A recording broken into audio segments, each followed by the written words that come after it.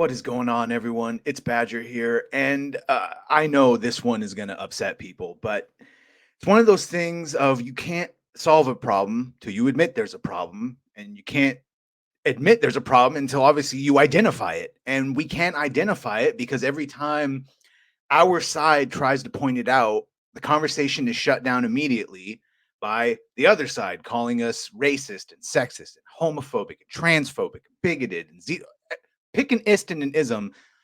That's what we get called. It's been happening for a long time. It's been happening for years. It's still happening. It started with Ray when we pointed out criticisms and got immediately told we were threatened by women. We hate women. It's happening now with Echo, where we're pointing out the horrible writing and you just get accused of God. I haven't heard pale face as a slur in a while, but the comment sections are full of that one.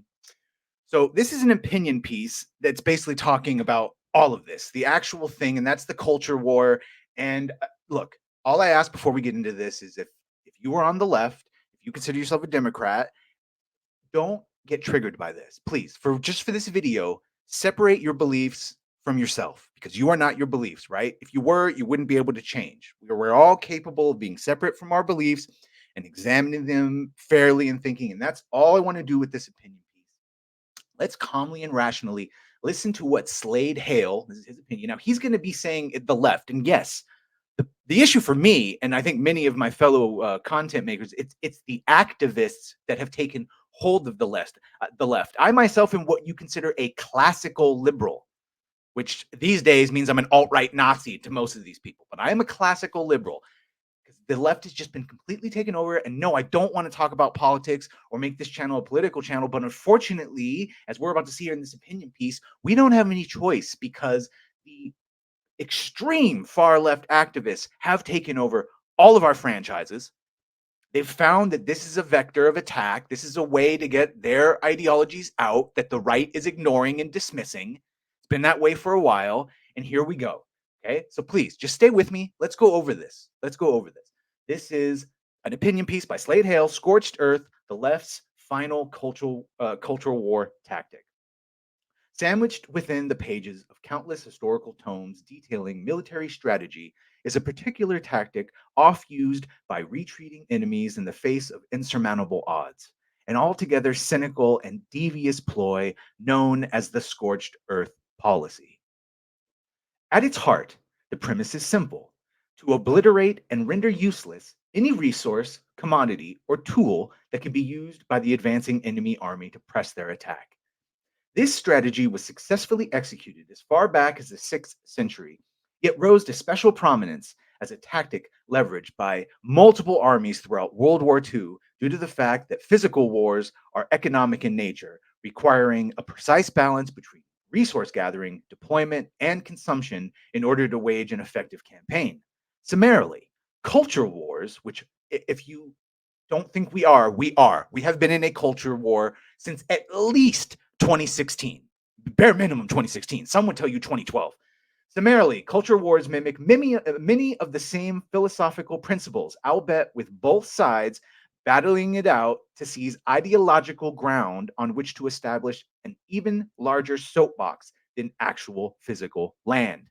That is what has happened. Anyway, to this end, the current culture wars were originally ignited by the modern extreme political left, I would add, the modern political left in an attempt to seize all available conversational territory and establish a permanent socio-political hegemony. And yet, just as the seemingly unstoppable Third Reich and its Axis brethren faced ultimate defeat at the hands of Allied forces, the fascistic political left has now been forced into a permanent state of retreat by their opponents, and they're losing more and more ground with each passing day. Robbed of the prospect of ultimate victory, the left are now engaged in the final and most destructive tactic, a scorched earth policy designed to decimate, mock, and destroy our cultural institutions and intellectual properties rather than allow them to be retaken by sane and rational minds. And right, and he keeps saying the left. Every time he says the left, know that I'm saying activist, because that is a whole nother level. We're beyond left and right. These activists are a whole nother creature. Because if the left wasn't allowing them in, if the right was allowing them in, then all these activists would be from the right. They're only on the left because the left is the one allowing them to do this. The venerable H.L. Mencken once said that a cynic is a man who, when he smells flowers, looks around for a coffin. That's nice. I'm going to take that. What a fitting entendre for the current hardline leftist movement. Itself, a virtual cavalcade of nearsighted nihilism, persistent antagonism, and never ending struggle, self inflicted just for the sake of it. And then this was also explained to me. It's like if your whole goal is progressive and to fix something, once things are fixed and good, then you have no more goal to run on. So there always has to be a problem. Under the auspices of equality, it would be the equivalent of if we fixed every single one of our franchises, there was no more wokeness, we fixed it, and then we started making woke shit just so we had something to talk about. That will never happen, by the way. If wokeness went away and all this shit went back to just being good nerd entertainment, we wouldn't talk about it again. We'd just go back to talking about nerd stuff.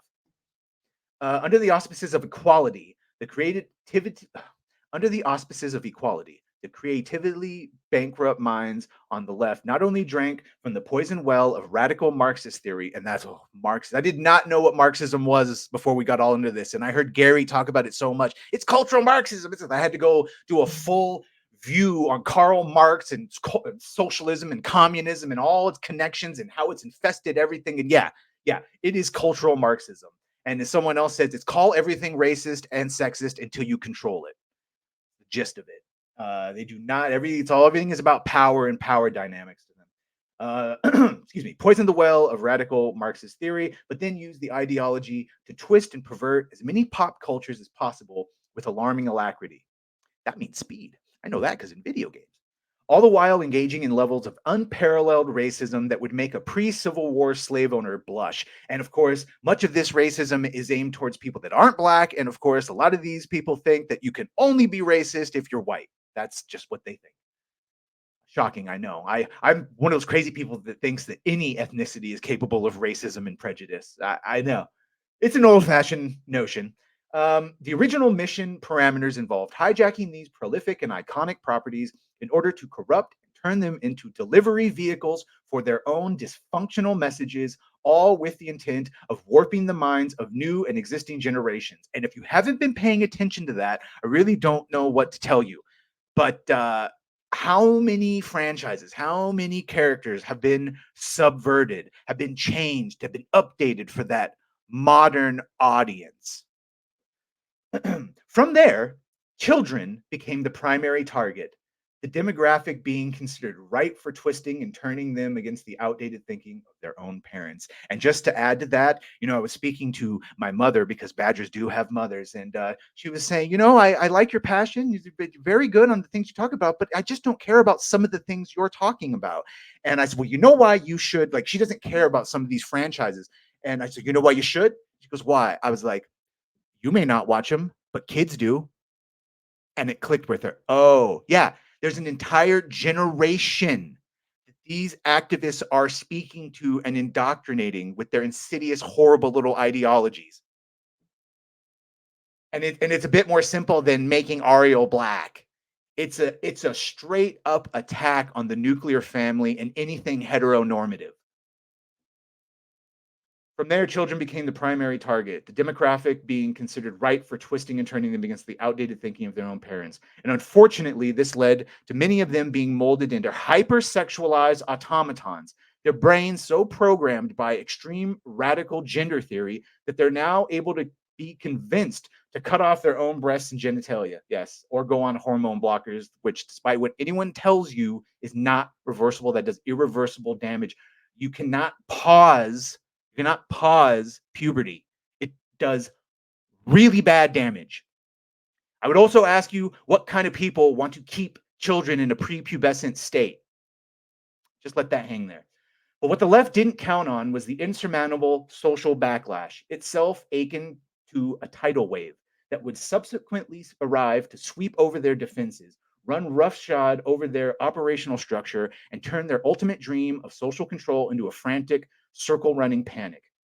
After a year, and they've just had flop after flop after flop after flop and legal battle and protest, which he's going to mention here. After a year of political and social red pilling, and thank you for staying with me. I know we're coming up on 10 minutes, but this is important. Let's get through this. After a year of political and social red pilling that swept across the West, 2022 arrived with a bang and stopped the left dead in its tracks with no ground to be gained. Again, stop the activists dead in their tracks. Then came 2023, wherein a barrage of hyperkinetic counterattacks crushed the left's singular stranglehold on media and social commentary, forcing them to quickly make an about face and retreat to higher ground. I would also say Elon buying Twitter, Twix, whatever we're calling it, X, and stopping all those biases on people being censored really helped with the narrative of just normal back and forth instead of only one side having a voice. Uh, Activists were thrashed by the effectiveness of various boycott campaigns spearheaded by a triangulation of conservative traditionalists, middle ground centrists, and classic liberals, which I'd wager a lot of the Democratic Party is right now. These are the Bill Maher's, these are the me's, these are the norm people. Like, what the fuck is going on right now? Well, it's been corrupted. It's been corrupted by activists, such as those against Bud Light and Target. The radical left were forced to stare down their own failed crusade in the face. Yeah, people used to hear about boycotts and it used to laugh, but no one laughed at that Bud Light boycott. Finding their regular tactics losing stream, these ideologies were left with. Oh, and that was the other thing. You called everyone racist and all is and isms for so long that no one gives a shit now. You can call everyone the most despicable things. Oh, you racist, homophobic, and it's like, yeah, whatever. It's Tuesday. Doesn't mean anything to me. Finding their regular tactics losing stream, the ideologies were left with the option to either acknowledge the outrageous consistency of their fumbles or quintuple, and that's what they're doing, or quintuple down on past behavior. Parentheses, he says, for my part, I have always stated what I believe to be the obvious, that the left are psychologically incapable of self-realization and by extension course correction. Some of them, yeah. Look, the left in a whole, sure, of course they are. The activists, the crazy far left, no. And that's the thing, is they're so diluted. And the other ones going along with it, that's what I say a lot. A lot of the normies that just don't see a problem with any of this, they don't notice the culture war.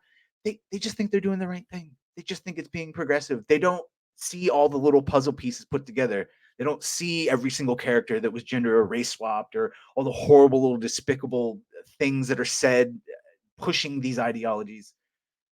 Now the dawn of 2024 is upon us. We're almost done. And it's looking like we might be facing perhaps the most proverbially bloody year of the mainstream culture war yet. Yeah, it's going to get ugly because an animal is dangerous most when it's cornered and wounded. And for lack of a better term, the woke is dangerous and wounded. They've had so many flops, so many flops. So everyone is almost onto their game now. Even the people that don't want to acknowledge there's a culture war and that things are woke are starting to notice an overall decline in everything. And this is why. Because you pushed out all the real old school OG passionate fans and creators, and all you have left are these activists. For proof, look no further than the few upcoming Hollywood production strategies we have been made privy to since the month turned over. Despite having spent the last few years watching their box office and streaming revenues and this is what's crazy. How are they not course correcting? I don't understand, even with the money they get from their State Streets and their Vanguards and their BlackRocks. Uh, Disney remains firmly committed to moving further and further away from the center, as seen in their selection of Charmin Obaid Chinoy, a radical feminist who has made her left-wing intentions perfectly clear as the next Star Wars film director. Yeah, we've gone over her. Meanwhile, the collective patience of Disney investors continues to wane, with talks of a hostile takeover by billionaire Nelson Peltz and also what's his name? Nelson Peltz, Jay Rizzullo, Ike Perlmutter. There we go. They're all going for board seats, getting steam in the boardroom. Not to mention the many fandom circles eager to see Iger and Lucasfilm president Kathleen Kennedy get the sack, signaling the House of Mouse's noted money troubles are about to get a lot. Yeah, last year the entire adaptation schedule, yeah, everything got delayed, everything got skipped, nothing made money. Momoa's Aquaman 2 made the most. Go down here. In their minds, if the left cannot claim sole ownership over the properties and mediums they have hijacked over the years, then no one gets to claim any part of it. From a strategic standpoint, this tactic may seem appealing, particularly in the fact that it allows some individuals to LARP as if they were in a physical army participating in a historical war. But there is so little to be gained from this tactic other than cutting off one's nose to spite their face. But they've been cutting off their nose to spite their face the entire time. Right now, there are billions of dollars wrapped up in the green lighting, production, and marketing of many iconic properties, not to mention the immeasurable culture. Look, his basic point is now that they know they're almost done in this last year, are they just going to nuke everyone? And my answer to that is some of them might try. Some of them might try. I don't think James Gunn is going to. I think he's going to at least try to do a normal. I mean, look at his casting for Superman Legacy. Star Trek, considering that they just hired J.J. Abrams' Bad Robot to do a prequel and they're still trying to do 4 in his universe, I think they're done. Now, if that Terry Metalis Brave New Frontier or whatever the hell thing gets made, we'll see. But other than that, I think they're done. Doctor Who is done. Sorry, Gary. Sorry, sorry, Mahler. Doctor Who is gone. That's done. Star Wars looks like it's pretty fucking done. Maybe Favreau, unchecked, can make a good Mandalorian and Grogu. I don't know. Dave Filoni, we saw what he was capable of with Ahsoka. I really don't have any faith in any of the movies. And obviously, Charmin obeys Charmin Ultra's movie. Yeah. Scorched Earth, maybe if they're allowed to, but we shouldn't let them. So support what we can support. And in the meantime, get ready so it doesn't matter. Support the Iron Age. Write your books, write your comics, support creators like Eric doing the Rip-A-Verse. And I don't know. You still with me? Did you make through the whole thing? Have you noticed the culture war? Is any of this new? Did you feel like you were insane? You're like, yes, this explains it all. Let me know in the comments what you think of this. I'm tired of talking about it too, but it won't go away until we address it. It won't go away until we wrestle back our franchises from these activists and give it to people that actually like the shit to begin with. Please like, share, and subscribe. Let me know what you think in the comments. If you've liked, thank you. If you're going to do it, thank you. We'll see you on the next one.